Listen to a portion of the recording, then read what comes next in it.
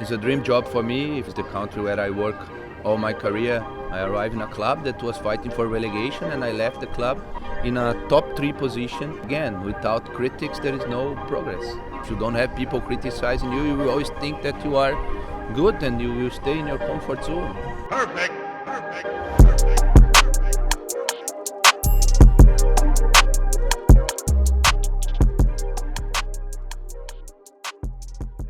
Hello and welcome to an exclusive interview on Thai League Central. Today I am joined with the head coach of the Thailand national team, Mano Polking. Mano, thank you so much for joining us today. You're welcome, Gian. I told you when I was appointed that I would not forget you guys, so that's why I'm here. Yeah, thank you. Congratulations, first of all, on your appointment. Thanks. How does it feel right now to be the head coach of the Thai national team? Yeah, it feels very good. I was very happy when I got the call, and I was following a little bit the news. I was in holiday in Brazil after a month that I spent in Germany also, and I followed the news before the call where my name was one of the names, so it means I was not totally unprepared for the call, even knowing that was not so easy, let me say, or that a lot of different opinions about that appointment. But again, I was enjoying my family and enjoying the holidays, and got really happy when I saw the call, and didn't take so long to say yes. Of course, it's a dream job for me. If I'm honest, it's the country that I like. It's the country where I work all my career. So nothing better, or nothing. There is no better feeling than to coach the national team from the country that welcomed me very well. And were you surprised when you first heard your name mentioned, and surprised when you got the call? I was more surprised with the call than with the name mentioned, because the name mentioned, I think, is normal. We know why I would be one of the candidates. I've coached that league for a very long time. I coached many years one of the top clubs in the league, so I know the players. I am not a clear foreign coach, let me say. It was about the decision, of course, what the FA was thinking about bringing a local coach or bringing a foreign coach. I was, of course, in between this, let me say. I was, again, as a foreign, but coaching all my career here, so this makes me not like a real foreign that just arrive and need to some time to know the league or know the players. I coach most of them, or I played against most of them, so that's why I think that it was normal that my name was one of them. And I got very happy with the call, that I was the chosen one, and now we have a lot of work in front of us. So it's been almost 10 years since you joined the Thai national team as an assistant coach, and then since then you worked with 3 clubs in the Thai league. How have you changed as a coach and a person in that time? Yeah, when I arrived, I was still the assistant coach from Vini Schaefer. That's a totally different job. It's a good job also because you learn a lot. You don't have the pressure, you don't have the responsibility. You just want to work and work good. You want to work for your boss, let me say. And I believe I was trying to learn a lot with the training sessions. I was a football player. I mean, I remember many of my training sessions. I tried to adapt that. I tried to adapt to Vini also, the way he was looking for some things. And then it's a different job. As I said, I was then 1.5 years almost still as an assistant until I got my job with Am United. And from there, then let me say, there's 8 years that I'm coaching now. Yes, all the coaches, you have up and downs, and what you want is you want to continue with the things that you are doing good, and you want to improve the things that you are not doing so good, and it's a learned process. And yes, I am like any other one in the middle of that. So we're going to shift focus now to talk about the national team itself. So in 2017, Thailand made it to the final round of World Cup qualifying, and they were the dominant force in Southeast Asia. Since then, we've not been able to repeat that achievement for the current World Cup qualifying campaign, and we've arguably lost our place as the region's best team. You kind of have to fix this, so we have to understand why the problem exists to begin with. So what's your diagnosis of the problem, why it's gone wrong for Thailand? Look, that is not so long ago. We are talking about 3 years ago. Of course, we play many games there, but as a national team, you play less games per year. I just believe, first of all, that Vietnam was building something very strong, and they got some good results, what make them pass us for the moment. Yeah. And we got them now also in the same group, for example, to achieve that final stage of the World Cup. We got Vietnam with Emirates being the favorites of the group, so it was a chance like 3 years ago to finish second and be there. But then Vietnam was a bit stronger than us in that specific tournament, I mean, and not in the head-to-head. As we know, we draw both games, but then we lost the point somewhere else, né? What I believe is, we changed coaches 2 times, now 3 times with me, I believe, né? And you always need a little bit time to try to bring your ideas. In my case now, it's not about time, it's just about the experience that I have in the league. Yeah. That should help me a lot. We don't have also the time for training, and I also will not use that as an excuse. I can guarantee you that. I knew when I took the job what I am expecting from the time, and I know also what the people are expecting from me. What I can tell you is every coach is different. I believe Thailand makes some progress under Hajavak and also under Nishino in many aspects of the game. But at the end, what the people cares is about the result, the immediate result. And failing the last stage or not winning the Suzuki Cup was considered for the people responsible failures, and that's why they changed the coaches. So now I am here. I cannot look backwards. I mean, I cannot look in these 3 years what went so much wrong. I prefer to look what I believe that I can do better to bring us back to where we belong. I still believe that we are in that region the best team. I truly believe that. But now I have to, with the players, of course, we together and with my staff, we have to show that not only that we believe that, we have to show that with results. And the Suzuki Cup is there again. I have a clear plan from how I want to play. I have now a bit time to decide who are the players that we're going to take. It's a very difficult decision because, as I said, we have many good players, and that makes the decision to find the last 30 not an easy one. But again, I prefer to have the doubt of a lot of good players than the doubt of not so good players. And so, are we stronger than we were in 2016 as a squad?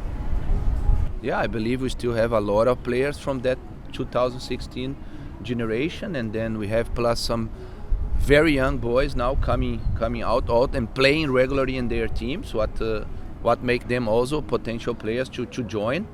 But it's very important also to get these key players from that time that everyone knows and everyone respect them a lot. They are well known in all Asia here now, with Tiratons and Jays, and these guys are doing a great job in Japan. And that is, again, we are working with that, especially with Kumpeng, that is really very good on that kind of relations, and she's the one that is calling the clubs and explaining and trying to get the boys for us. She did already with the under 23 in Mongolia, and all the boys were there, and we hope that we can get also the best players together, and we will get them together on 29 here in Thailand for 2 days, and then 1st of December we are flying to Singapore. So as you've already mentioned extensively, your first task is the AFF Suzuki Cup, which is very important symbolically for determining who is the best in Southeast Asia. So how do you feel about that aspect of this challenge?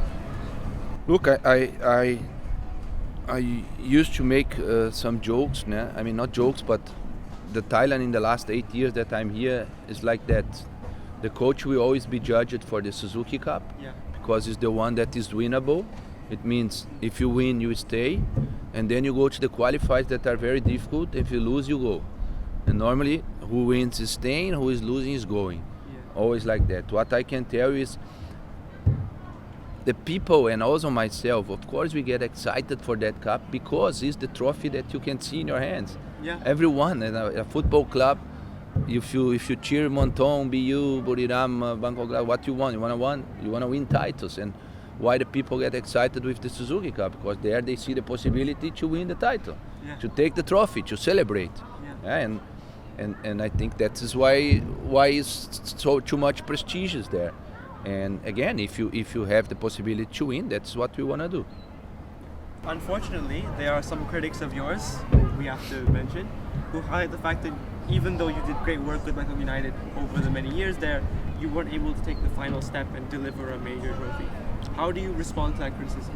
First of all, I don't know why you say unfortunately, né? Because again, without critics, there is no progress in life. Yeah. If you don't have people criticizing you, you will always think that you are good and you will stay in your comfort zone. Critics belongs to the life, and I can't go very good with them so long again.